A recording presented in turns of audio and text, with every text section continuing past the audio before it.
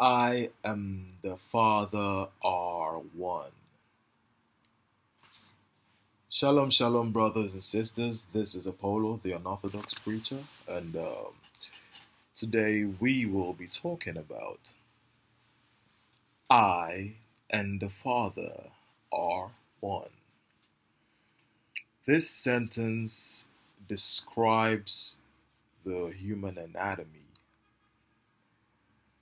more vividly than any scientific research has or will. This is because when Jesus, the Christ, spoke these words, he was speaking to man to recognize his innate nature as he was an embodiment of what man should be, a representation of how every man must be. So you see, when Christ said, I and the Father are one, it is not I that says these words, but the Father within me. He's simply letting us understand that, okay, look, as human beings, we have our physical body and we have our Father's body. This is because you cannot take the sperm out of the ovary and have a child.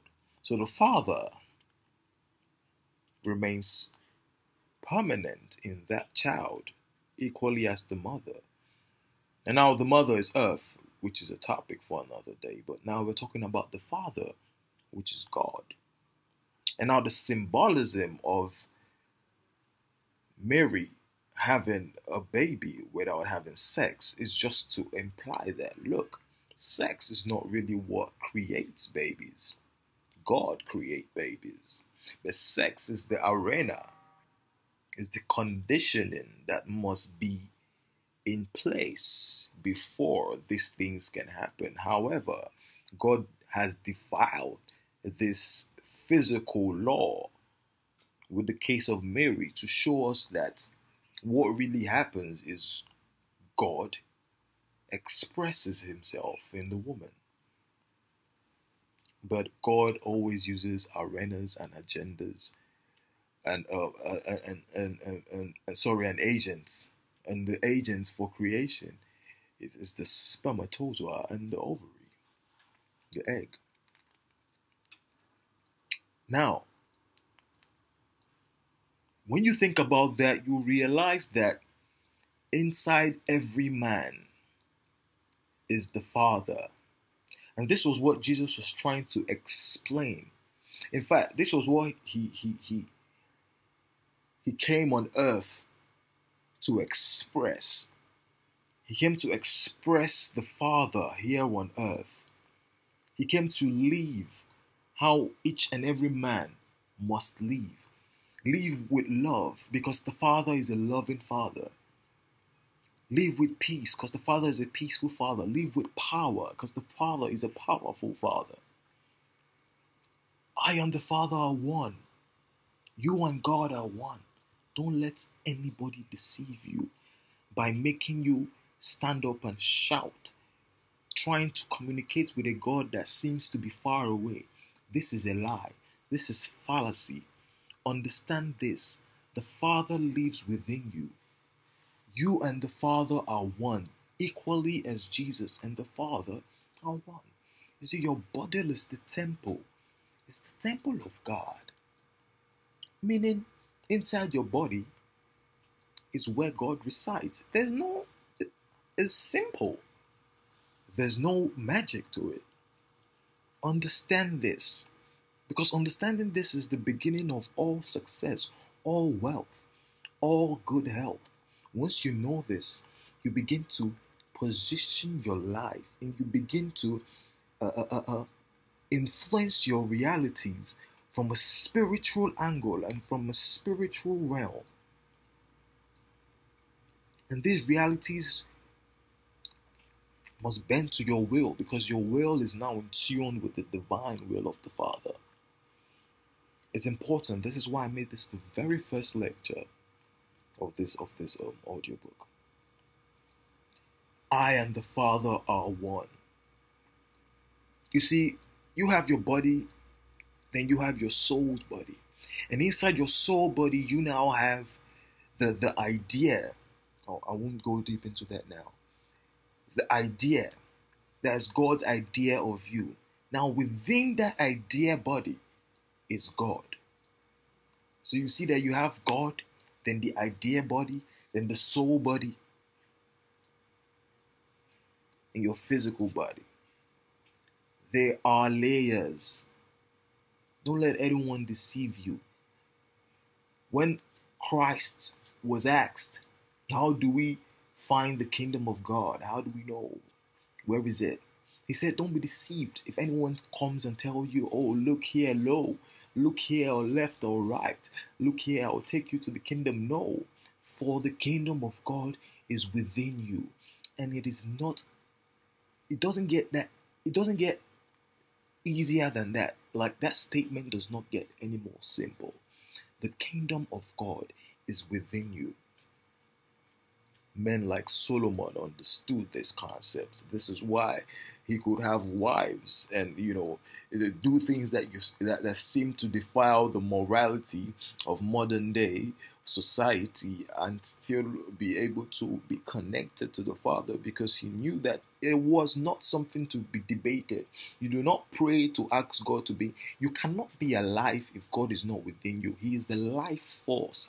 He is the sustaining element of your life. He is what gives you breath. If God leaves this body, your breath goes, because he is the breath of life. And that breath of life was not breath into you from outside in, it was breath from inside out. In case you do not know, I want you to be very, very cautious with how you estimate your personality. Because in reality, your personality, your true personality is God. You are God, I am God. The plant, the stone, the gold, whatever it is that exists on this Mother Earth is an embodiment of the Father. It cannot exist if God is not in it. It is the presence of God that has brought it out of the spiritual and made it manifest in the physical. You have to understand. Without the presence of God in our body or in any body, it cannot be made manifest. The consciousness of God has juiced it up and created it and brought it here for us to see. And this applies to even the material things, the remote controls, the cars. Because what happens is that we are embodiment of God. So God continues to create through us. I will go deeper into that in my lecture on creation. But I want you to understand this. I and the Father are one. You see, I meaning all. You need to understand. Jesus spoke for all. He came to show us that was the salvation he brought. The redemption is knowing that you are an embodiment of God. Therefore, you must act like it. But the first step is knowing it. Because without knowing it, you are subconsciously pushing the reality away. Meaning, the fact that we do not know that God lives in us takes us far away from God. The fact that we affirm the fact that God is far away from us takes God far away from us. But the mental affirmation of the reality that God lives in you, the I am that you are,